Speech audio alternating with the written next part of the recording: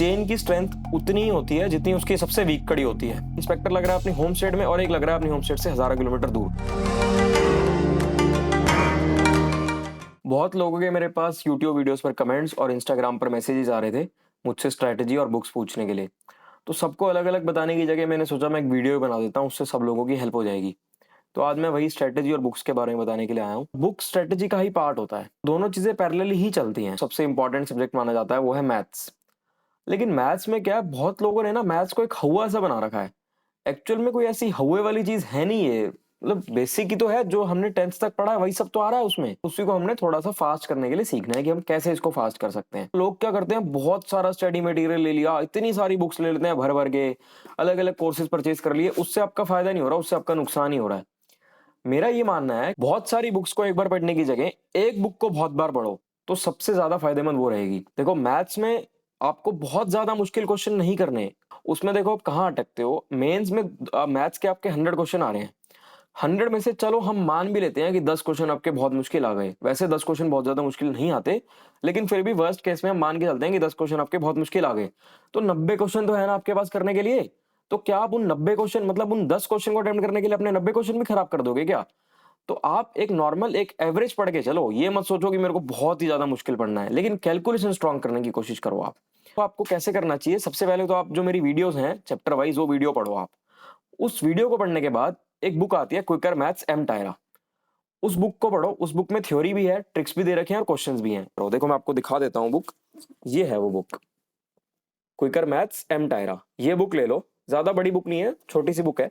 मेरी वीडियोस देखने के बाद इसको पढ़ो, इसमें सारा सॉल्व करो। इसमें अगर आपको कुछ ऐसा अच्छा लगता है, जैसे कोई ट्रिक आपको अच्छा लगा जो मेरी वीडियो में नहीं दिखा आपको, वैसे तो दिख जाएगा, लेकिन फिर भी अगर ऐसा कुछ डिफरेंट चीज दिखी जो आपको कहीं और नहीं पता लगी, या थोड़ा डिफरेंट क्वेश्चन दिखा, उसके लिए आप अपनी अलग से एक नोटबुक बना लो, अपने नोट्स बना लो और उसमें वो क्वेश्चंस नोट करने स्टार्ट कर दो।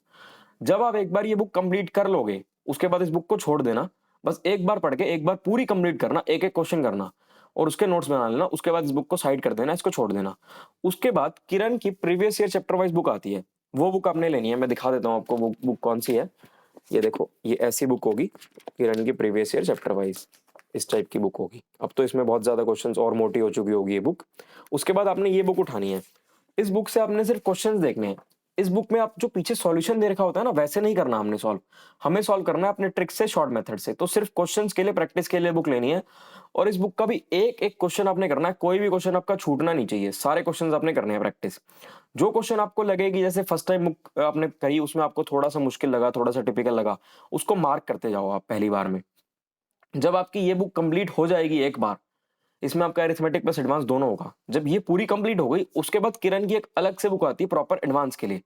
वो बुक आपने करनी है। दिखा देता हूँ आपको वो बुक भी। देखो ऐसी बुक होगी, ये बुक होगी।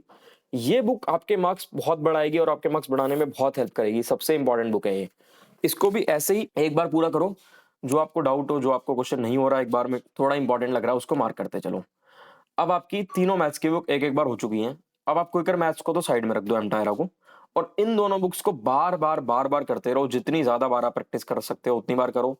जो जो क्वेश्चंस दूसरी बार में भी, तीसरी बार में भी आपको ऐसे लगे कि यार इनको तो सॉल्व करने में अभी भी थोड़ा सा मतलब लग रहा है, टिपिकल लग रहा है, तो उनके लिए आप एक नोटबुक बनाओ और प्रैक्टिस करते रहो। प्रैक्टिस से ही सब कुछ सही होगा। और इन सब बुक्स का लिंक मैं आपको डिस्क्रिप्शन में दे दूंगा। आप डिस्क्रिप्शन में जाके उन बुक्स को परचेज कर सकते हो। और एक और चीज मैं आपको बताता हूँ, देखो कैलकुलेशन को स्ट्रॉन्ग करना आज की डेट में बहुत जरूरी है। जिस पैटर्न के पेपर आ रहे हैं, जिस पैटर्न के एग्जाम्स आ रहे हैं, कैलकुलेशन बहुत स्ट्रॉन्ग होनी चाहिए। क्योंकि अगर आपने कैलकुलेशन में समय बचाया तो आपका आगे के फर्दर क्वेश्चंस में बहुत काम आएगा। आप सोचो कि अगर आपने कैलकुलेशन में इतना समय बचा लिया कि आप आगे 2-3 क्वेश्चन एक्स्ट्रा कर पा रहे हो, तो 5-6 मार्क्स आप एक्स्ट्रा स्कोर कर पाओगे।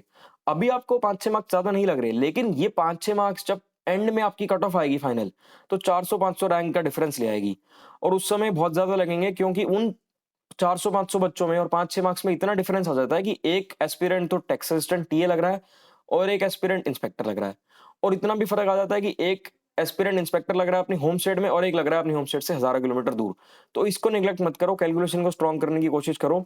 आपको मेरे चैनल पे बहुत सारी वीडियोस मिल जाएंगी कैलकुलेशन से रिलेटेड। अब अपने सेकंड सब्जेक्ट पर चलते हैं, जो इंग्लिश है। इंग्लिश भी बहुत इंपॉर्टेंट है। कुछ लोग इंग्लिश को थोड़ा निगलेक्ट कर देते हैं, लेकिन हमें ये गलती नहीं करनी। जितनी इंपॉर्टेंट मैथ्स है ना, उतनी ही इंपॉर्टेंट आपकी इंग्लिश भी है। और इंग्लिश आपको कहीं से कहीं पहुंचा देती है। इंग्लिश में स्कोर करना मैथ्स के कंपैरिजन में, अगर हम देखें मैथ्स को और इंग्लिश को, तो कंपैरेटिवली ईजी रहता है इंग्लिश में स्कोर करना। इंग्लिश में सबसे पहले तो आपको अपने ग्रामर के रूल्स को स्ट्रॉन्ग करना है, और उसके लिए इंग्लिश की एक बुक आती है, नीतू मैम की है, नीतू सिंह मैम की। पहले उस बुक का नाम प्लिंथ टू पैरामाउंट हुआ करता था, अब शायद से उस बुक का नाम वॉल्यूम 1 हो गया। मैं दिखा देता हूँ आपको, ये बुक है वो इंग्लिश की। ये समझ के चलो आपकी इंग्लिश का रामबाण है। इसमें जितने भी चैप्टर्स हैं, पहले आपको चैप्टर वाइज पढ़ना है। आप स्टार्टिंग से पढ़ो, चैप्टर पढ़ना स्टार्ट करो, पहले पूरा चैप्टर को पढ़ो, अच्छे से समझो उसको। उसके बाद चैप्टर के एंड में एक्सरसाइजेस दी होती हैं, वो एक्सरसाइज करो, और एक दिन में एक चैप्टर का टारगेट लेके चलो आप। ये बुक अगर आपने कर ली ना, तो आपकी इंग्लिश बहुत इंप्रूव हो जाएगी। इसको बार बार बार बार करते रहो, एक बार खत्म हुई फिर उठा लो, दूसरी बार हुई फिर उठा लो, इसको छोड़ना नहीं है, इसको पढ़ते रहना आपने एंड तक। ये बुक करने के बाद प्रैक्टिस आपको करनी है। प्लेटफॉर्म नाम की एक बुक आती है, platform volume 1 and platform volume 2। उस बुक में आप जाओगे, उसमें आपको सब कुछ टॉपिक वाइज मिल जाएगा अलग अलग। जैसे जंबल सेंटेंसेस मिल जाएंगे, कॉम्प्रिहेंशन मिल जाएगा, मिसिंग मिल जाएगा, सब कुछ आपको मिल जाएगा अलग अलग। आप उसमें टॉपिक वाइज प्रैक्टिस करते रहो। मैं दिखा देता हूँ आपको दोनों बुक्स भी। ये प्लेटफॉर्म वॉल्यूम 1 है, ये प्लेटफॉर्म वॉल्यूम 2 है। प्लेटफॉर्म में आपको वोकैब भी मिल जाएगी, वन वर्ड सब्स्टिट्यूशन भी मिल जाएंगे, और प्रैक्टिस भी हो जाएगी। आपने जरूर करना है। मैथ्स और इंग्लिश को बिल्कुल भी निगलेक्ट नहीं करना, सबसे ज्यादा समय इन्हीं को देना है, और ये दोनों सब्जेक्ट्स आपने डेली पढ़ने ही पढ़ने हैं। उसके बाद जो इंग्लिश की वोकैब की अगर मैं बात करूं, इंग्लिश की वोकैब को स्ट्रॉन्ग करने का एक और तरीका होता है। जो आप मॉक टेस्ट लगाते हो ना, मॉक टेस्ट के एनालिसिस जरूर करो आप। जैसे मान लो कोई एक वर्ड आया, उसका मीनिंग पूछा है, वन वर्ड सब्स्टिट्यूशन है, ये एंड टू साइन हो, जो भी है, उसके अंदर 4 ऑप्शंस होते हैं। तो हम लोग क्या करते हैं, हम लोग सिर्फ उसका देख के और आंसर देख के हो गया एनालिसिस, ऐसे नहीं करना। हमें क्या करना है, जो चारों ऑप्शन है ना, चारों ऑप्शंस को देखो।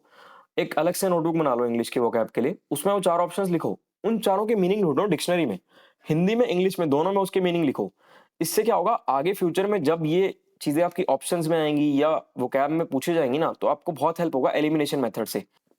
इंग्लिश में एक और चीज है, कुछ लोग क्या करते हैं स्टार्टिंग में, जब प्रीलिम्स की जब तैयारी स्टार्ट करते हैं, तो वो एक्टिव पैसिव डायरेक्ट इनडायरेक्ट और नरेशन जो होती है छोड़ देते हैं। वो सोचते हैं कि यार ये तो मेंस का पार्ट है, इसको छोड़ दो।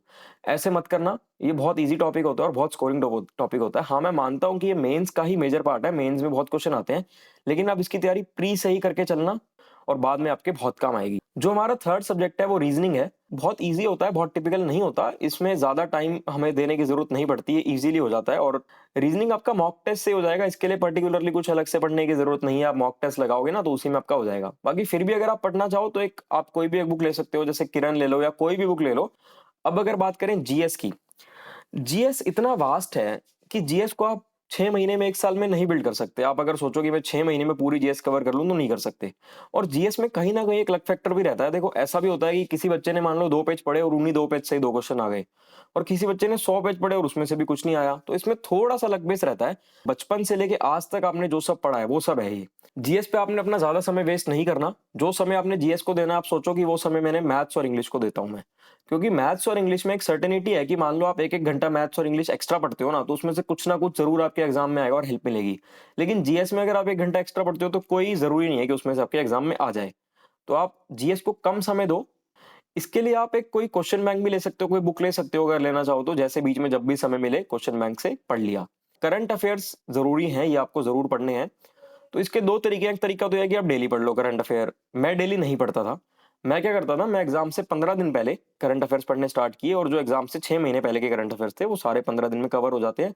यूट्यूब पे बहुत सी वीडियोस मिल जाती हैं आपको ये पढ़ने के लिए। एक और जो चीज है जो आपको बहुत हेल्प करेगी क्वेश्चन सॉल्व करने में, एक एलिमिनेशन मेथड। जैसे आपने क्वेश्चन देखा, उसमें आपको जैसे 4 ऑप्शन में से 2 तो पता लग ही जाते हैं, अरे 2 तो पक्का नहीं हो सकते। तो उन 2 में से हल्का फुल्का आप तुक्का भी लगा सकते हो, इसमें इतना चलता है। मॉक टेस्ट में आपको कोई ऐसा डिफरेंट क्वेश्चन दिखेगी, यार ये चीज तो मैंने कभी आज तक पढ़ी नहीं, उसके लिए भी आप एक अलग से नोटबुक बना लो।